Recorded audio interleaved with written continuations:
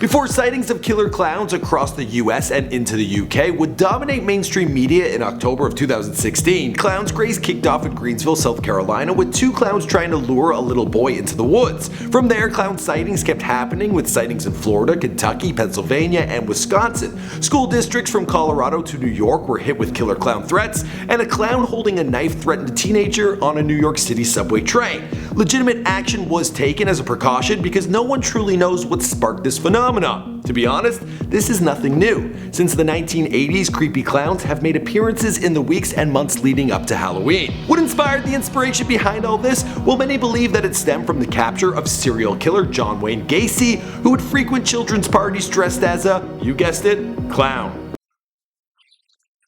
What's going on, guys? My name is McCrudden, documenting the history of killer clowns, here for you on Before They're Famous. If you enjoyed this video, we have plenty more on my absolutely favorite new channel, Before They're Fiction. On there, we have documented the creation and origin stories of Slender Man, Frankenstein, and Dracula, just to name a few. So please go over there and hit subscribe. A link is down below and around me right now.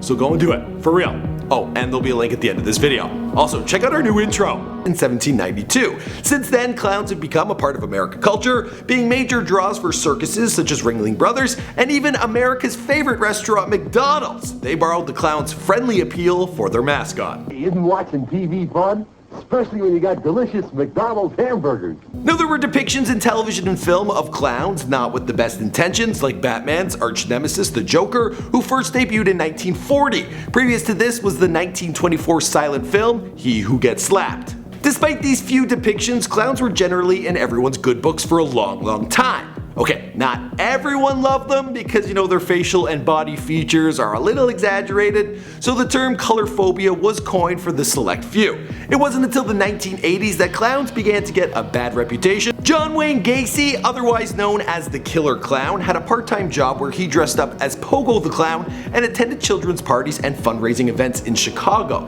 Between 1972 and 1978, Gacy sexually assaulted and killed at least 33 young men and was caught on tape saying, clowns can get away with murder. Gacy was sentenced to death in 1980 and executed in 1994, but by the time he was locked up, America's perception of clowns was quickly changing.